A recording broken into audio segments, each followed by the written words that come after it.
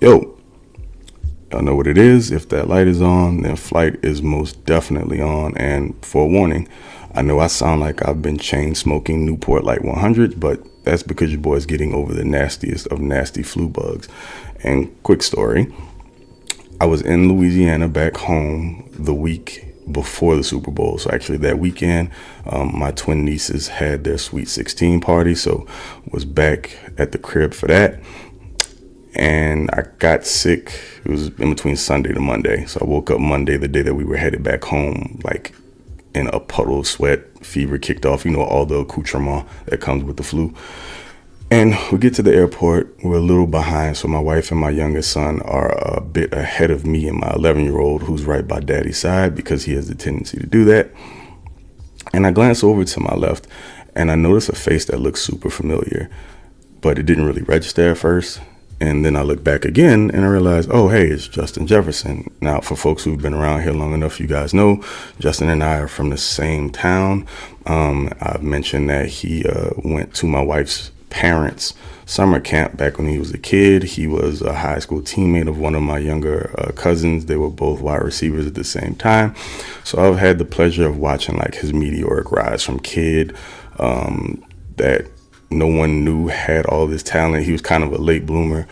Watched him from park ball to high school and then to LSU, and now being one of the top 2 wide receivers in the NFL. So really, really awesome to see. But anyway, he's walking through the airport with his mom. They're getting in town for all the festivities and things that he was a part of. And honestly, I was just kind of like, it didn't matter to me who it was. I was just trying to get to the flight. So I catch up my wife finally, and I'm like, hey, you walk right past Justin, and we know a couple Justins. So she's like, which one? I mentioned it, and like her eyes lit up, and she's like, well, why didn't you stop him? As she's handing me paper towels to wipe the sweat that's pouring down my face. And I'm like, oh, I don't know, maybe because I'm like the Walking Dead right now. But she really just wanted my 11-year-old to meet him because he has a football camp out here next month that my son's going to be attending. So it would have been cool for them to say hello, but I was in no condition to stop him and have a conversation. So whatever. With that being said, also a pro tip, if you're battling a fever, maybe don't sleep in like a sweatshirt that's too snug. You could probably wind up like on your closet floor at 3 a.m. with like your head and arms trapped in said sweatshirt that's stuck to your body due to like the 3 pounds of sweat that's accumulated while you slept. Not that I'm speaking from experience or anything, just a random thought that I figured could be helpful to someone. So yeah, there's that. Anyway, let's talk about more important things, shall we? Let's get to it. I know most of you guys out there are familiar with the format of IG5OI, but for those who are new and those who just maybe don't really pay attention, so we're going to talk about 5 different topics and or players, and sometimes they tie in together, but we discuss them each individually. And for this particular episode, we're going to be talking about 5 of the top available free agents at positions of need for the Chargers.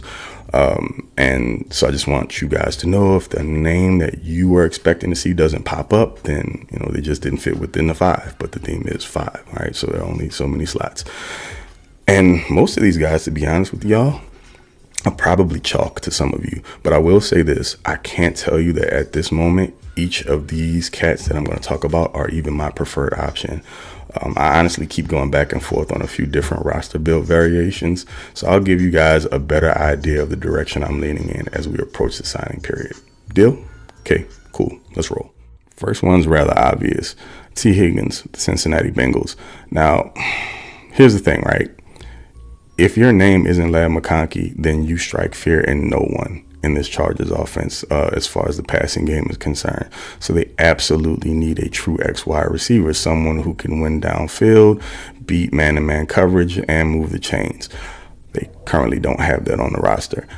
The only issue is I can't necessarily see them forking over the type of cash for Tee Higgins that will be required in the open market, especially with how much work needs to be done on the interior offensive line. Now, again, we'll see what happens with Joey Bosa. If they let him go, they'll free up 30 plus million. So you'll be hovering around 100 million open cap space, or even just over it. And you can definitely make it work.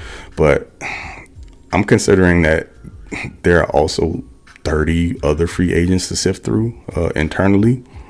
which you have to figure out who you have designs on returning. And if Joe Ortiz is leaning on like that 20+ year Baltimore Ravens team building mentality, then backing up the Brinks truck for a wide receiver hasn't ever really been part of that equation.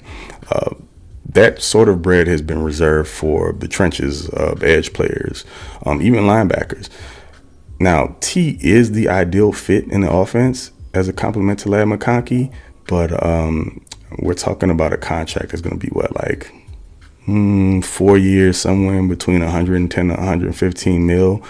You're probably going to have to guarantee about 70 of that, and he's going to average somewhere between 28 to 32 mil a year. So it's going to take it happening for me to believe it. We'll just see how that works out. Another clear as day need is the center position, and for this one, the option I'm going to throw out there, the main option, is going to be Drew Dalman from the Atlanta Falcons. Personally, I feel like it's time to pair Justin Herbert up with the center that's on his timeline and for the foreseeable future.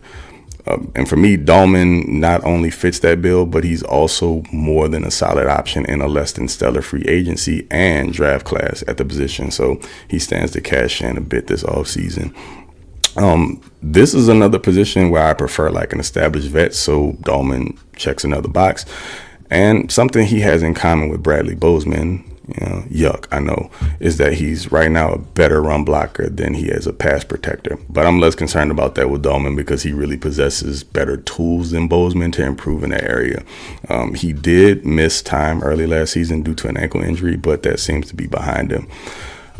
Again, for this position, I'd be looking to lock him up long term. So as far as the contract's concerned, let's roll with probably another 4-year deal, somewhere between 42 to 44 mil, and let's say guarantee about 30 of that. And lock it up, man. Get that position out of the way.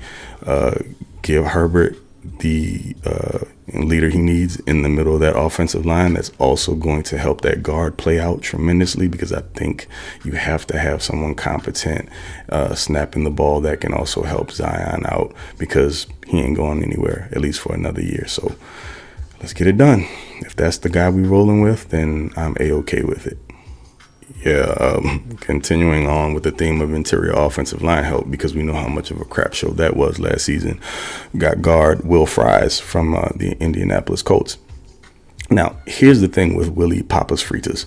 Okay, we got about a good month's work of high-level ball from him before he unfortunately cracked his leg in two in week 5. I think they were playing the Jaguars. But prior to that, he'd been pretty nondescript in his first few years in Indy, in my opinion. So I'm just a bit skeptical. The flip side to that was that 3 of those 4 games were against some respectable defensive lines in the Texans, the Packers, and the Steelers. So do with that what you will. I could totally see the Chargers taking that sample size and believing they can further refine him. He flashes like a pretty decent tool set and pretty good technique. So I think he has an opportunity to build into a high-level all-around player in both the pass and the run game. That said, as far as what you're going to have to pay him, let's roll with like a 3-year deal, somewhere in between 40 to 42 mil, and you're probably going to have to guarantee like 22 of that. So if that's what they decide to roll with, put the fries in the bag and let's get going. Go ahead and kill the suspense right now and let you guys know that the next 2 players are from the Philadelphia Eagles. And while we're on the subject, didn't you folks just enjoy that complete thrashing of Patty and the gang? I'm not gonna lie. If it took me having to sacrifice my health for about 7 to 10 days in order for that to happen, then cool, I'd do it all over again. Because I was sick as a dog watching the bowl, but I enjoyed every last second of it. Made me feel so much better, at least for a few hours. But anyway, next guy up is interior defensive lineman Milton Williams. Now, here's the thing. This man's stock was already on the rise after becoming like one of the most dominant interior pass rushers in the league, to the tune of a regular season where he got 6 sacks and around like 45 pressures. He capped it off with 2 sacks and a performance that will no doubt be off-season nightmare fuel for Patrick Mahomes. So Williams will absolutely be a hot commodity on the open market. His game isn't perfect, though. He definitely needs to improve as a run defender, which is why I think he's still best used in an interior rotation. There may be a question or question marks about his jump in production being linked to playing next to like absolute freaks like Jordan Davis and Jalen Carter. But I mean, you could do far worse than adding him to the mix of Apuna Ford and Tierre Tart if, of course, they're re-signed. I'm a little worried that his market's going to spike here, but for now, let's say you could potentially get Mr. Williams for like a 3-year, $58 to $60 million deal with about somewhere between 32 to 34 that guaranteed. Hopefully that would get it done, but he would be more than a welcome addition to this Chargers defensive line. I'd love to see it. So last but absolutely far from the least, edge rusher Josh Sweat. Also, again, from the Philadelphia Eagles. 28-year-old just had a dominant performance in the Super Bowl. And because of that, the pre-championship price may not be the price in March. Just kind of got to take it as it comes. When you stand out like that, you drive your market value way, way up. You know how guys are when they perform in the Super Bowl, especially if they're looking at free agency. Teams are going to be clamoring for them, and I don't expect it to be any different with Sweat. In the regular season, he racked up over 50 pressures and had 8 sacks. And then, again, in the Super Bowl, another high-level performer, 2.5 sacks on Petunia Mahomes. And voila, dude's going to get a bag here in a couple months. Right now, probably a better pass rusher than a run defender. I don't think there's any real question about that. He's not necessarily a slouch in the run game, just better at one than the other. But blend that with like the established edge setters for the Chargers, Khalil Mack, assuming he returns, and Tuitua Pelotu, who, stopping the run, setting a solid edge is more so the strength of his game. And then you have it, another 4-headed edge rotation, including a returning Bud Dupree. But now you potentially replace Joey Bosa with a significantly more athletic rusher that isn't cooked if the QB breaks outside contain. Again, the number may be different now, but as of right now, you're probably looking at like a 3 or so year deal, maybe even a 3rd-year ripcord. We'll see how this works out. But between 56 to 58 mil, and we're talking about like 35 of that guaranteed. But look, let Ed McGuire do his magic and determine how to best spread that out over 3 seasons. That's what he does. So, but anyway, those are right now 5 of the top names that I think the Chargers should be targeting. Like any mix of those guys, if you can get 2 out of the 5, hell, if you can get 3, then you're really cooking. But again, like I mentioned before, as we get closer to free agency, there are some different iterations that I'd like to explore, different combinations, because honestly, I do believe that this is going to be a team that builds through the draft and they supplement in free agency. Now, there's some real opportunity to attack these positions of need with some high quality players, as we've just talked about here. But I don't expect the Chargers to mortgage their future when we're talking draft picks to make any crazy trades.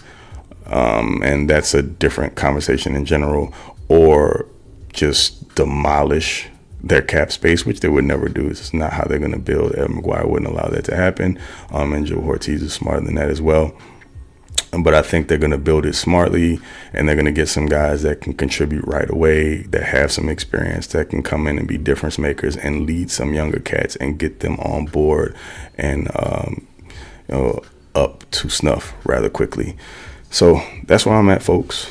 We'll catch up and talk about some other stuff here in the coming weeks as we get closer to free agency. You've got the combine coming up in a few weeks, and before you know it, it'll be draft season. You know how we get down. Those shows are always fun. The ones I probably look forward to the most is we go pretty much the entirety of the draft live, and we have a good time. Sometimes we have nervous breakdowns, but it's all good and fun, especially when you have an opportunity to go back and review it. It's always something I get a kick out of. But anyway, I'm going to go and get hocked up on some more promethazine to help control this cough. And hopefully over the course of the next 2 days, I'll be feeling completely over this nonsense. But thank y'all for soldiering through this with me, because I know I sound horrible. But until the next time, you know who I be. Mr. TOP_FLYT3 if you want to follow me over there on the Bird app, X, whatever you want to call it. And we'll be cooking up some more content here again over the next few weeks, and going into the draft and beyond. You know how we get down. So till next time, y'all take it easy. I'm gone.